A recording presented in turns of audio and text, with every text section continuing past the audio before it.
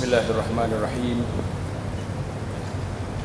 Alhamdulillahi Rabbil Alamin. Wassalatu wassalamu ala rasulihil amin, Nabiyyina Muhammadin wa ala alihi wa sahbihi wa man sar ala nahjihi wa ihtada bihadihi wastanna bisunnati ila yaumiddin, amma ba'd. Yang dihormati al-fadil Tuan-tuan imam, hadirin terpuasa masjid, para jemaah sekalian, Assalamualaikum warahmatullahi wabarakatuh. Alhamdulillah, syukur kita kepada Allah Azza wa Jalla kerana pada tengah hari ini dapat kita bersama dalam majlis tazkirah ringkas, di mana saya memilih satu ayat yang Allah Ta'ala sebut dalam Al-Quranul Karim dalam surah Al-An'am ayat 125.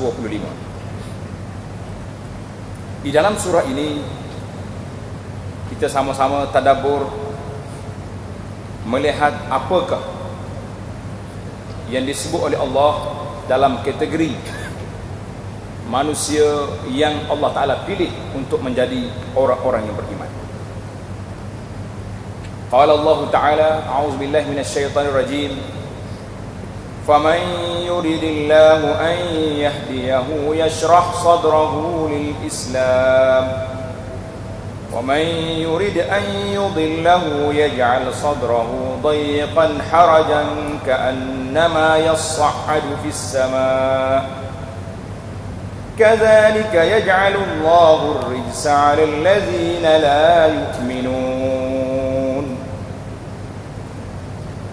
Maksudnya, faman yuridillahu an yahdiyahu, sesungguhnya sesiapa yang Allah nak beri petunjuk, mana-mana orang yang Allah nak beri pimpinan kepada dia, nak beri kebaikan kepadanya, yashrah sadrahu lil Islam, Allah bukakan dadanya untuk menerima Islam. Kerana sangat sukar, bukan satu perkara yang mudah dan senang. Walaupun nampak di hadapan mereka Islam itu benar, walaupun sudah ada di hadapan mata kita keagungan, keindahan Islam dan benarnya apa yang dibawa oleh Nabi sallallahu alaihi wasallam, tapi bukan semua yang menerima. Sebaliknya, golongan yang kedua, waman yurid an yudillahu, sesiapa yang Allah nak sesatkan mereka, yaj'al sadrahu dayyqa, Allah jadikan dada mereka sempit, tak mau menerima. Bawa wahyu Allah tak masuk, bawa hadis-hadis Nabi sallallahu alaihi wasallam tak terima, bawa nasihat-nasihat daripada sahabat dan tabi'in, para ulama, tidak memberi kesan.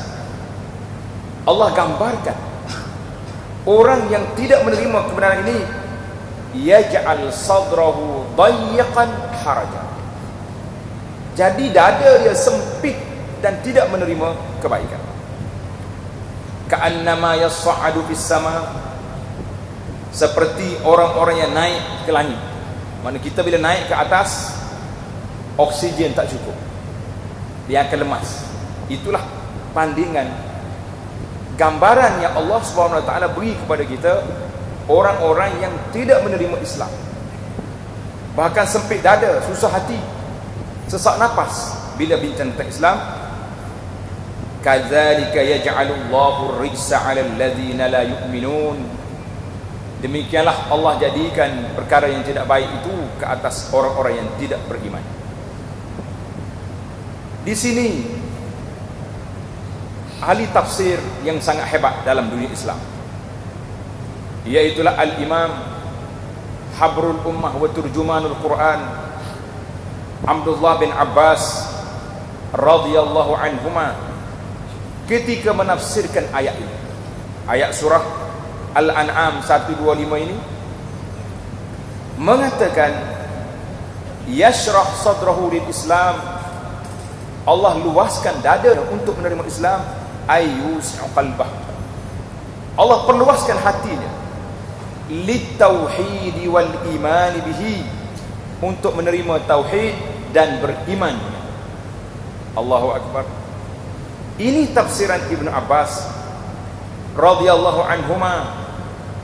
Artinya, apabila orang ini menerima Islam, yang pertama sekali Allah cerahkan dadanya untuk menerima tauhid, mengesahkan Allah dan menafikan segala kuasa, menafikan segala sembahan, segala pujaan yang lain daripada Allah, dari segala bentuk makhluk yang lain, sama ada berhala, batu-batu, kayu-kayu, dewa-dewa dan sebagai pemujaan yang lain, telah dihapuskan. Kerana ini merupakan asas. Nabi SAW apabila menghantar para sahabat pergi berdakwah ke mana-mana, Nabi mengatakan awwalu ma tad'uhum ilaih, dakwah yang pertama, jemputan yang pertama, ajakan yang pertama kamu panggil mereka, iaitu an yashhadu an la ilaha illallah, supaya mereka bersaksi tidak ada Tuhan yang berhak disembah melainkan Allah. Kemudian suatu hari ditanya, ayyul mu'minin akyas, siapakah orang yang cerdik? Qala, ini dalam tafsir lagi mengatakan, aktsaruhum zikran lil maut, orang yang banyak menyebut kematian. Hari ini bila kita sebut mati, bukan bermakna kita tak nak bagi orang kerja. Itu salah faham. Kerana itulah bila sebut tentang zuhud, ada orang kata, ustaz jangan banyak cakap bab zuhud, nanti orang tak nak kerja. Kenapa tak kerja? Zuhud. Lah, itu orang malas nama dia, bukan orang zuhud. Macam setengah orang hari ni bila tanya, kenapa tak gosok baju? Zuhud. Kereta nampak kotor tak cuci, kenapa? Zuhud. Lah, itu namanya orang yang cuai daripada tanggungjawab. Maksud zikran lil maut, banyak mengingati mati di sini, iaitulah orang yang tak berani melakukan maksiat kepada Allah Azza wa Jalla. Kerana kalau kita lihat punca segala perkara yang berlaku atas dunia ini, kenapa orang berani melanggar peraturan Allah? Yang Allah Ta'ala suruh dia tak buat, yang larang dibuat, yang berlakunya pecah amanah, berlakunya rasuah, berlakunya penindasan. Kenapa? Kerana mereka terlupa kepada asas yang boleh membuatkan hati mereka tunduk kepada Allah, iaitulah zikran lil maut, lupa mengingati mati. Ini kepahaman yang perlu kita jelaskan, bahawa ingat kepada mati bukan makna tak bekerja. Ingat kepada mati bermakna amanah, tekun dalam kerja yang diberi tugas kepada kita. Kemudian ditanya lagi, wa aktsaruhum lima ba'dahu isti'dadan, dan banyak membuat persiapan selepas daripada mati. Apa persiapan? Hari ini kita hanya buat persiapan setengah jalan. Dia kata, kenapa cari harta banyak tu? Kenapa beli tu? Kenapa beli ni? Ini bekalan hari tua. Kita duk ingat setakat tu saja kita. La. Yang bekalan yang betul-betul yang perlu kita buat persiapan di situ, iaitulah bekalan ma ba'dal maut, selepas daripada mati. Kerana pengembaraan hakiki manusia, rehlah abadi seorang manusia, iaitulah setelah mereka ini menghembuskan nafasnya yang terakhir, bermakna mereka telah berakhir di dunia, masuk ke alam barzakh, alam akhirat, alam yang tidak ada siapa menemaninya, hanyalah illa man ja'a bi qalbin salim, kecuali mereka yang datang dengan hati yang sejahtera. Maka persiapan-persiapan begini, apabila sebagaimana disebut dalam tafsir ini, apa makna yashrah sadrahu lil Islam? Allah cerahkan dadanya untuk menerima Islam. Riwayat ini, nurun yuqdafu fi, Allah campakkan nur cahaya keimanan. ke dalam hatinya, fayan syarihu lahu wa yanfasih, maka cerahlah dada kita dan luaslah penerimaan kita kepada Islam. Inilah kepahaman yang kita nak kongsi, kita bincangkan, bahawa manusia yang luas dadanya, manusia yang luas hatinya menerima Islam, maka inilah di antara orang yang baik. Man yuridillah an yahdiyahu yashrah sadrul Islam. Orang yang Allah Taala nak beri hidayah, maka luaslah dada dia.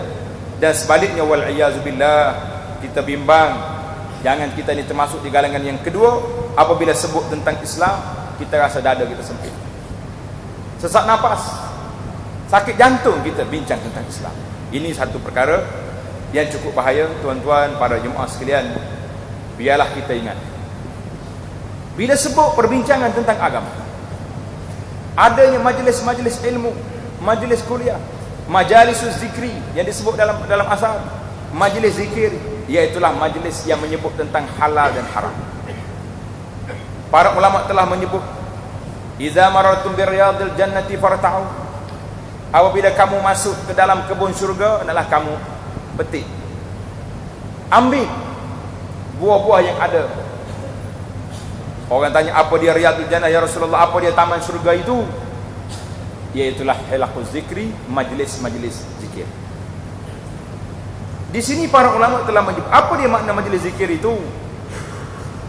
Kata di ulama-ulama tabi'in menafsirkan ayat ini, ayat hadis ini, mengatakan majalisul halali wal haram. Majlis zikir termasuk majlis yang menyebut tentang halal dan haram. Kita belajar fiqh, itu majlis zikir. Kita belajar hadis, majlis zikir. Kita belajar akhlak, itu majlis zikir. Ini di antara hidayah Allah Ta'ala nak beri pada kita, maka dicerahkan. Kita sebagai seorang hamba, apa peranan kita dan apa perkara yang kita boleh mencari bagaimana meraih, mendapat hidayah daripada Allah Azza wa Jalla. Tuan-tuan boleh tanda beberapa perkara yang ringkas yang dapat kita sebut ini, kita bincangkan, mudah-mudahan ada manfaatnya untuk kita mendapat hidayah Allah Azza wa Jalla. Yang pertama, istidamatu zikrillah, berterusan mengingati Allah Azza wa Jalla. Dalam hadis, dalam ayat Al-Quran suratul Ra'di ayat 28, Allah SWT sebut, ala bi dzikrillahi tatma'innul qulub. Ingatlah, dengan banyak berzikir pada Allah Azza wa Jalla itu, tatma'innul qulub, hati kamu akan menjadi tenang. Hati akan menjadi tenang. Kita hari ini mencari ketenangan, mungkin tak jumpa. Macam-macam orang yang buat. Ada orang beli mikrofon menyanyi seorang dia kat rumah, nak cari ketenangan, tak tenang juga. Ketenangan kita duduk di mana? Apabila hati tenang. Hati macam nak tenang, yang pertama sekali mendampingkan diri pada Allah Azza wa Jalla dengan banyak berzikir. Dalam hadis yang Nabi kita sebut, fazkuruni, banyakkan menyebut nama Allah Azza wa Jalla, nasya Allah Ta'ala akan menyebut, Allah Ta'ala akan mengingati kita. Di antara zikir yang paling mudah yang selalu saya kemukakan pada masyarakat, iaitulah zikir, dia panggil 4 kalimah. 4 kalimah ini alhamdulillah para jemaah telah hafal, telah ingat. Cuma satu yang tak ingatnya, tak ingat nak baca. Itu je. Zikir ingat dah, baca je tak ingat. Cuba tuan-tuan kata sekali, zikirnya Nabi kita tawar pada kita ini, iaitulah subhanallah walhamdulillah wa la ilaha illallah wallahu akbar. Ingat dah? Alhamdulillah. Tak payah hajar ingat dah. Cuma saya sebut tadi, yang tak teringatnya satu, apa dia? Nak baca, itu je yang tak ingat. Nabi SAW telah kita kumpul dalam satu risalah yang kecil. Tajuk risalah ini kelebihan 4 kalimah. Mungkin tuan-tuan tanya nak dapat di mana ni? Boleh dapat dalam blog saya, tajuk dia Abu Anas Madani. Cari Abu Anas Madani, sambung terus. Dalam tu cari zikir 4 kalimah. Tuan-tuan boleh dapat. Nabi kita beri tawaran 4 kalimah ini dengan 12 kelebihan.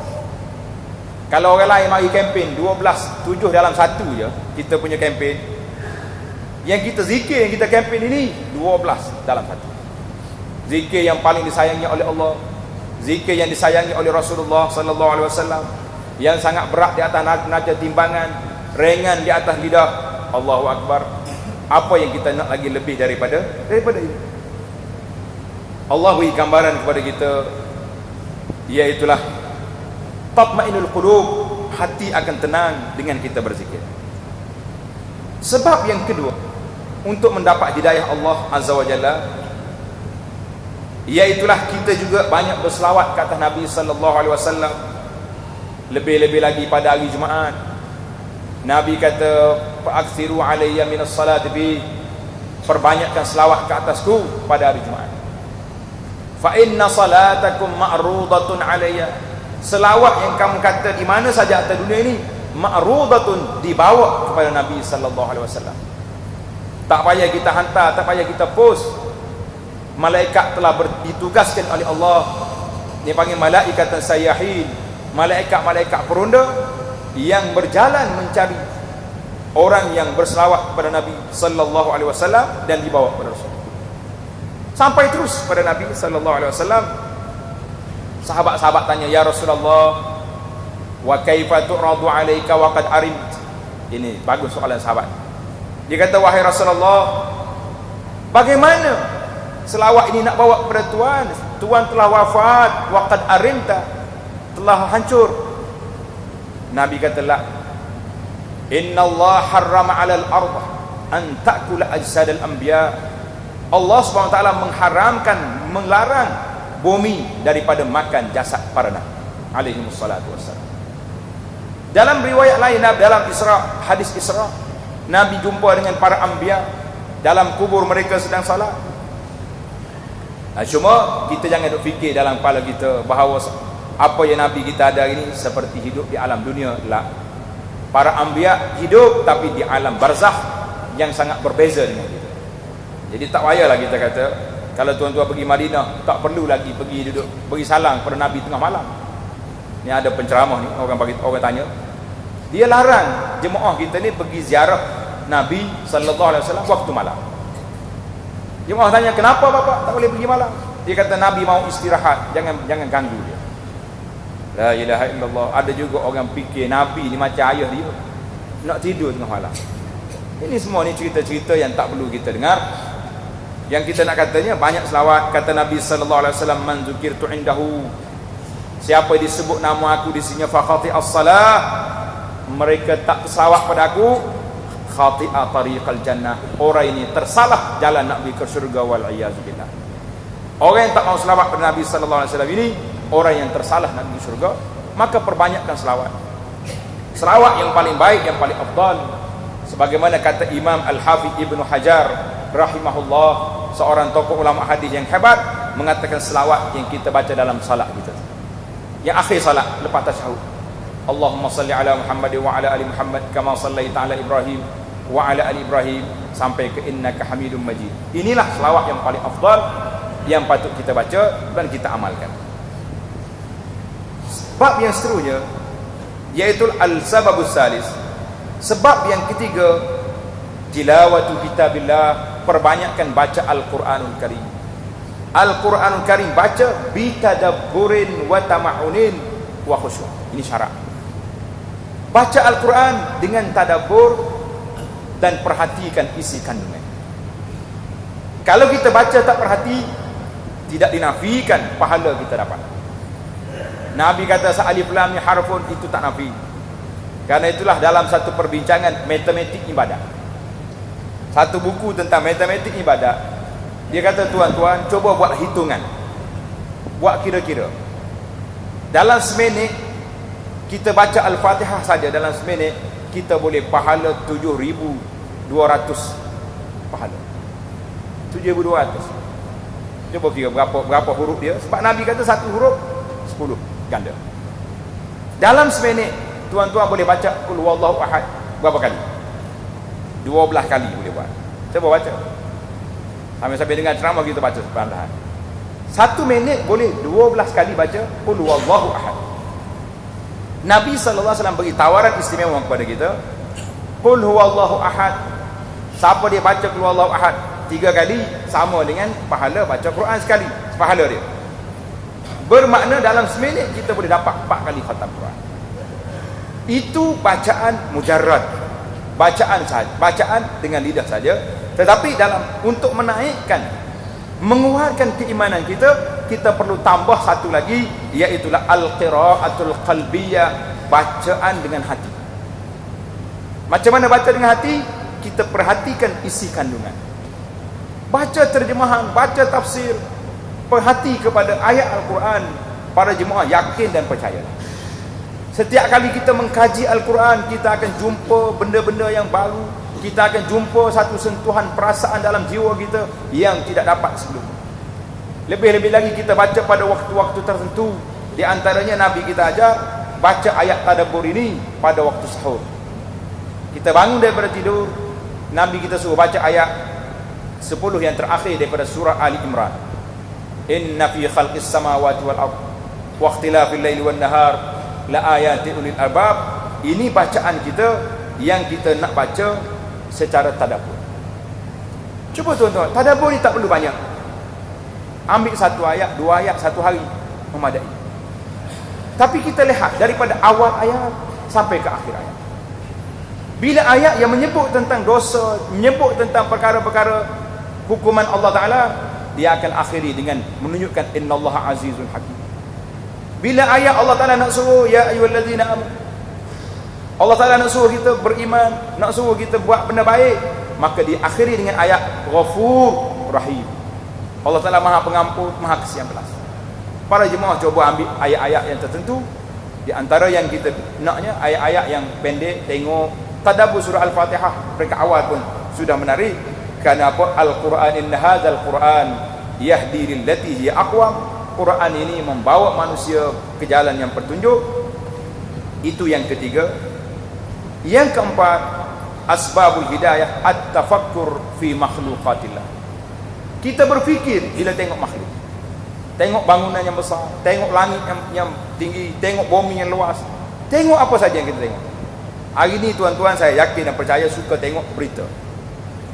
Coba tengok berita dunia hari ini, berapa banyak di antara keamanan dengan huru-hara yang ditunjuk dalam berita.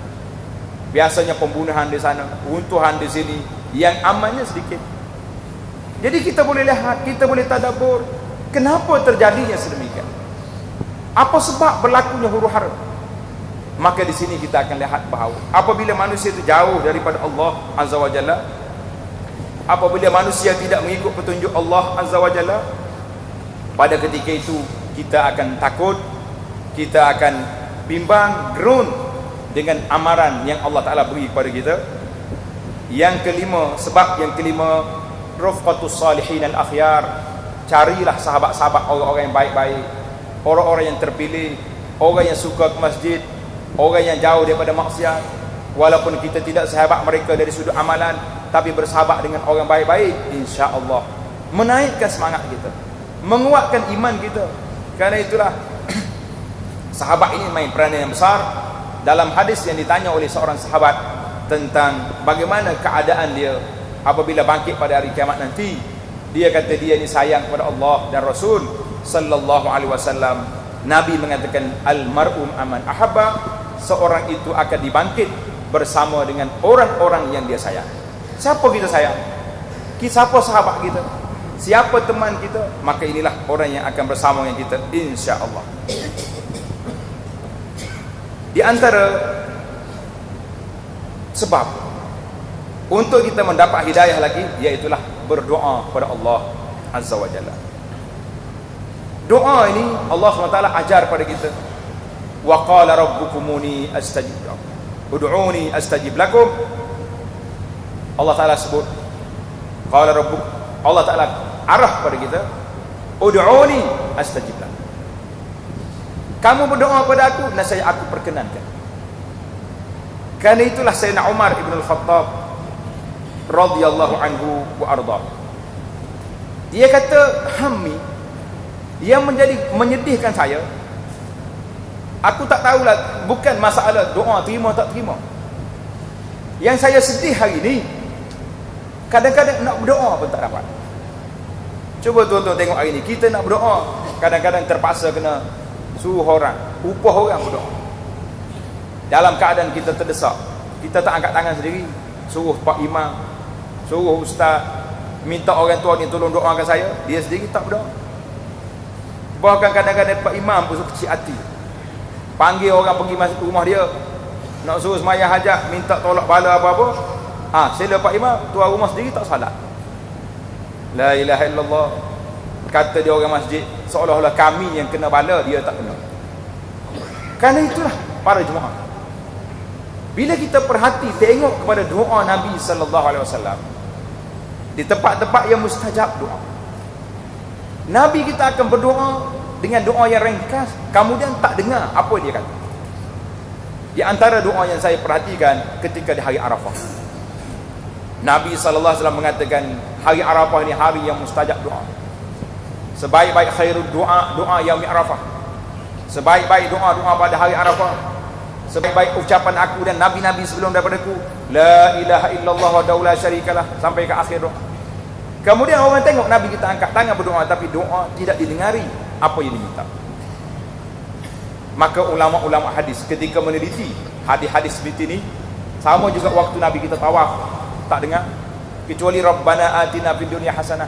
Mereka mengatakan inilah rahmatan lil alamin, rahmat yang Allah Ta'ala bawa hantar kepada kita, Rasul Rabbil Alamin wa syafi'il muznibin, bawa kepada kita, ajar kepada kita bahawa berdoa ini permintaan, bukan hanya sakat kita baca doa, tapi hendaklah kamu berdoa. Kalau kita baca doa, kita baca orang tulis, kadang-kadang yang kita minta tak sebut pun.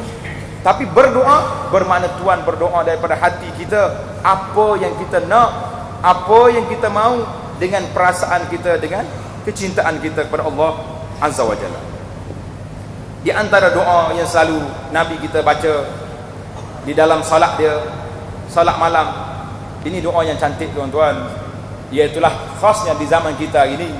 Nabi mengatakan Allahumma rabb Jibril wa Mikail wa Israfil fatiras samawati wal ard alimal ghaibi wasyahadah anta tahkumu baina ibadika fima kanu fi yakhtalifun ihdini lima ikhtulifa fihi minal haqqi biiznik innaka tahdi man tasha'u ila siratal mustaqim.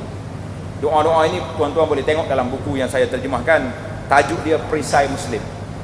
Perisai Muslim ni kalau suka nak dapat di pasaran, boleh ambil naskah terjemahan dia dalam internet, dalam Islam House. Cari Islam House, tengok bahasa Malaysia, boleh tekan ambil secara percuma saja. Nabi kita minta dini lima ikhtulifa fi minal haqq, tunjukkan kepada saya dalam perkara-perkara yang menjadi khilaf masyarakat. Orang ni kata banyak ni, kata macam ni, apa yang kita nak, minta Allah tunjuk yang terbaik kepada kita. Di antara doa yang selalu kita baca tuan-tuan, teruskan bacaan, Rabbana la tuzigh qulubana ba'da idh hadaitana wa hab lana min ladunka rahmah innaka antal wahhab. Wahai Tuhan kami, la tuzigh qulubana ba'da idh hadaitana, jangan engkau palingkan hati kami setelah kami menerima petunjuk. Hari ini alhamdulillah kita sudah dapat petunjuk, sudah jinak hati kita dengan masjid, sudah selesa telinga kita mendengar nasihat dan tazkirah. Kita bimbang lepas pada ni kita bertukar daripada orang masjid pergi jadi orang pasar malam ataupun pasar pagi yang tidak pergi lagi ke masjid. Minta Allah Ta'ala jangan tukarkan. Wahab lana min ladunka rahmah innaka antal wahhab. Di antara doa yang Nabi kita sebut, Allahumma ja'alni hadiyan mahdiyan, ya Allah jadikan aku ini orang yang dapat petunjuk dan menunjuk ke orang lain.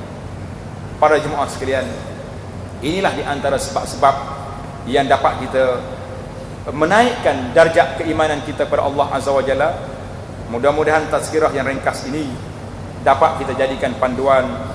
Yang terakhir, iaitulah yang kita nak sebut di sini, hudur majalisil ulama. Banyakkanlah, setelah kita mendapat kesedaran, tak mungkin sedar selama-lamanya. Kita akan iman sentiasa bergerak. Kadang-kadang iman ini naik, kadang-kadang dia turun. Karena itulah Allah SWT suruh minta kepada kita supaya menggilapkan iman kita dengan banyak berzikir dan lain-lain. Dalam hadis Nabi kita kata, innal imana la yakhluq fi jawfi ahadikum, iman akan lusuh dalam jiwa seorang manusia. Iman kuat, akhirnya dia akan jadi lemah. Fas'alullah, seperti lusuhnya pakaian, baju yang kamu pakai. Fas'alullah an yujaddidal iman fi qulubikum, sentiasalah berdoa kepada Allah supaya Allah Taala perbaharui, mantapkan iman dalam dada kita. Jadi inilah, ambillah peluang yang besar pada hari Jumaat yang mulia ini, di antara waktu mustajab doa yang disebut oleh para ulama, iaitulah ketika naik imam ke mimbar dan berakhirnya salat. Jadi waktu mana je yang kita boleh doa, iaitulah ketika imam duduk, khatib duduk, pada waktu itu kita berdoa sekejap. Ambil cepat-cepat, kita minta yang terbaik yang kita perlukan pada hari tersebut. Dan ada juga yang mengatakan waktu mustajab doa ini iaitu waktu asar, sebelum terbenamnya matahari pada hari Jumaat ini. Ambillah kesempatan masa yang ada, tak kira sama ada kita di masjid atau atas kereta, kita jalan jam, kita nak balik, doa, ya Allah beri kepada aku apa kita nak. Waktu itu waktu mustajab doa. Mudah-mudahan Allah Ta'ala kabul semua hajat kita, kebaikan untuk dunia dan kebaikan untuk akhirat. Aqulu qawli hadza, wassalamualaikum warahmatullahi wabarakatuh.